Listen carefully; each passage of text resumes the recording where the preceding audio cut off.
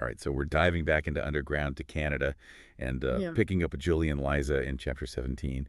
Last time we left them, they were with the Coffins in Cincinnati. Yeah. And now they're ready for the next part of their journey on the Underground Railroad. And let me tell you, Yeah. this chapter, it's a wild ride. It is. It really is. There are secret codes, disguises, even a familiar face you won't believe shows up again, Yeah. and news that brings both joy and sorrow. So much packed in. It's true. What really strikes me about this chapter is how Smucker captures that constant feeling of danger, Mm-hmm. but then gives these little moments of hope, you know? Mm. You really get a sense of how precarious everything is for Julie and Liza. Absolutely. And right away, there's this moment where they get these new clothes, Yeah. new sweaters and caps. And at first, it Right. seems like, oh, just a change of clothes. But it's so much more than that, right? Oh, definitely. It's like a total shift for them mentally. They've been treated like property, their identities stripped away. So these new clothes are like finally shedding that image that was forced on them Yeah. and stepping into a new sense of self. Julie even thinks, she wouldn't even be recognizable as a slave anymore. It's powerful. They literally look different. Right. But it's that feeling, Liza talks about feeling safe and strong. And it's like that feeling gives them this new courage. Exactly. It's like they're putting on armor, not just clothes. Yeah. But they're still in danger, of course. Oh, yeah. They have to travel in secret, hidden in these gunny sacks, first by carriage, then a freight car.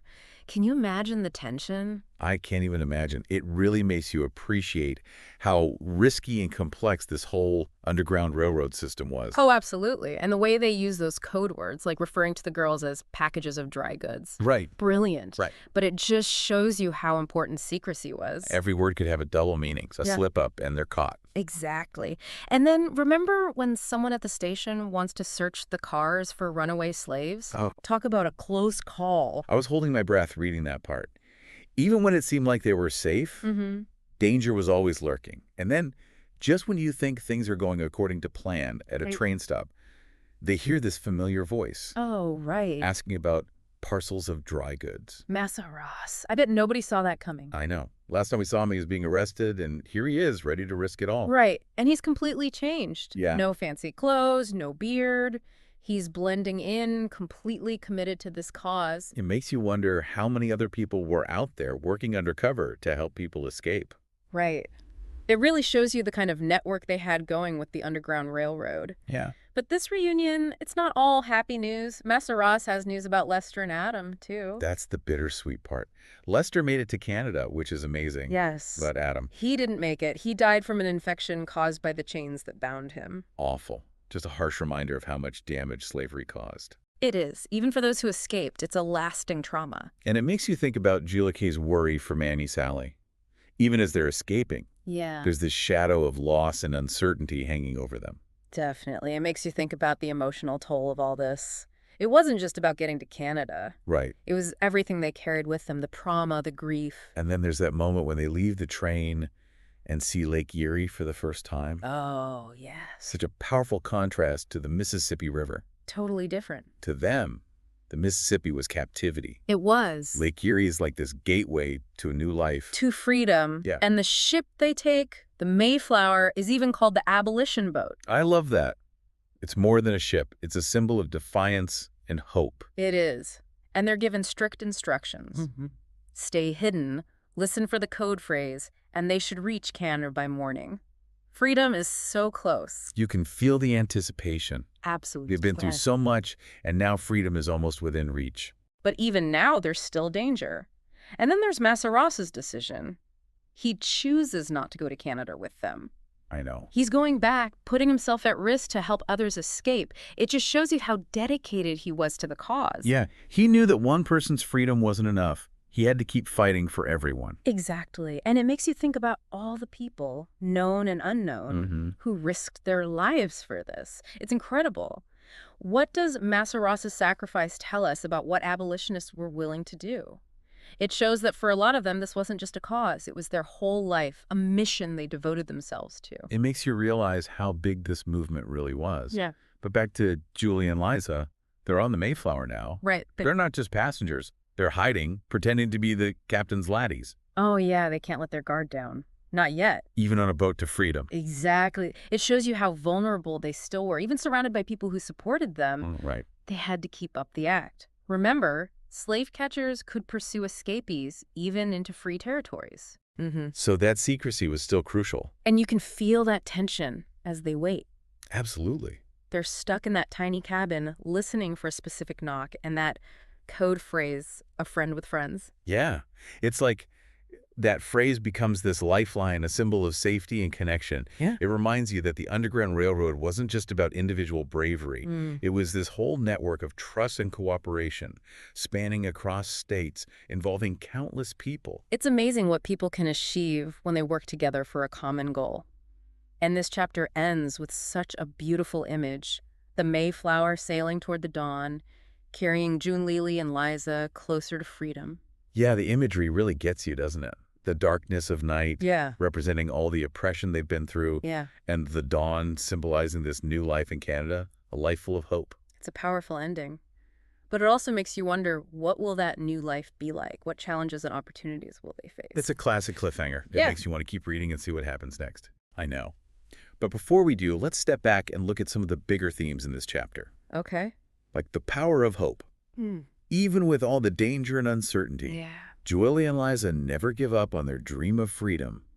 It's that hope that keeps them going. Right. And their journey isn't just about escaping physically. It's about reclaiming their humanity. The new clothes, the disguises, the code words, Yeah. it all allows them to break free from the roles they were forced into as slaves and become individuals again. Exactly. It's about defying a system that tried to dehumanize them. It is. And it's important to remember that their journey wouldn't have been possible without the help of others. Oh, absolutely. The Coffins, Massa Ross, the conductors on the Underground Railroad, the captain of the Mayflower. Yeah. It shows the importance of solidarity, of working together to fight injustice. It's a good reminder that even small acts of kindness and courage can have a big impact. They do. But this chapter also doesn't shy away from how brutal slavery was. Adam's death, it's a stark reminder of the horrific cost of that system. It shows that the fight for freedom wasn't without its casualties. Absolutely. We have to remember those who didn't survive, those whose lives were cut short by that cruelty. And even though Julie and Liza are escaping, they're still carrying that loss. Yeah. The uncertainty about Mammy Sally's fate. It makes you realize that even after reaching freedom, the journey toward healing and reconciliation is long and complex. So this chapter isn't just about reaching a destination. Right. It's about a process of transformation, resistance, and resilience. It is. And it makes us think about some important questions. What does true freedom actually look like? How do we dismantle systems of oppression that still exist today? Big questions. And how do we honor the legacy of those who fought so hard for a better world?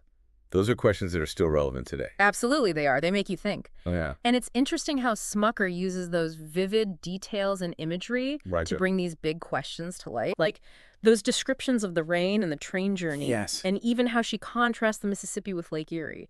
It's not just about telling the story. It's not.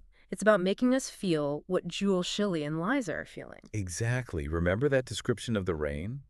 A curtain of protection? Yeah. It's not just weather. It's like a symbol of that fear, that constant need for secrecy on the Underground Railroad. Right. It's like nature itself is helping them escape. And that train journey, all crammed in those gunny sacks. Oh, yeah. The clatter of the wheels. I know. It's claustrophobic. You feel trapped right along with them. You do. And then you have those two rivers. Yeah. Such a contrast. The Mississippi, all dark and menacing, representing their enslavement. And then Lake Erie, vast and full of promise. Like a path to freedom. Exactly. Like the water itself is reflecting their changing situation. It's amazing how she uses those natural elements to mirror their emotional journey. And we can't forget about the transformation when they get those new clothes. Yes. The way they carry themselves, that newfound confidence, it shows you how much clothing can affect how you see yourself. It's true. It speaks to that human need to express who you are, to break free from those labels people put on you. For Julie and Liza, those clothes aren't just about looking different. They're not. It's about reclaiming their dignity. Their ages. It's a reminder that even small acts of defiance, like choosing your clothes, can be really powerful. They can. And it's that attention to detail, the physical and emotional stuff, Yeah. that makes you connect so deeply to this story. Yeah, you feel their fear, their determination, their moments of doubt, but always that hope. It's all there. And it makes their arrival in Canada even more powerful. It's not just a place. No. It's the culmination of all their struggles, all those sacrifices. But then you have to ask, what happens next? Right. What will freedom actually look like for them? What new challenges will they face? Yeah, getting to Canada is just the beginning. Ah, it is. The journey towards healing, equality, true justice, it continues long after they step off that boat. This chapter, with all its twists and turns, it reminds you that the fight for freedom is never really over. It's true. It's something every generation has to face in its own way. And on that note, I think we've reached the end of our deep dive into Chapter 17. It has been quite a journey. Full of suspense, some really heartwarming moments, and a lot to think about. Definitely. We've seen incredible courage, compassion, the enduring power of hope in the face of unimaginable things. This chapter is such a powerful reminder that history isn't just dates and events. No, it's not. It's about the human stories that shaped our world. The people. And stories like Julie and Liza's, they inspire us to keep fighting. They do. For a more just and equitable world. For everyone. Beautifully said.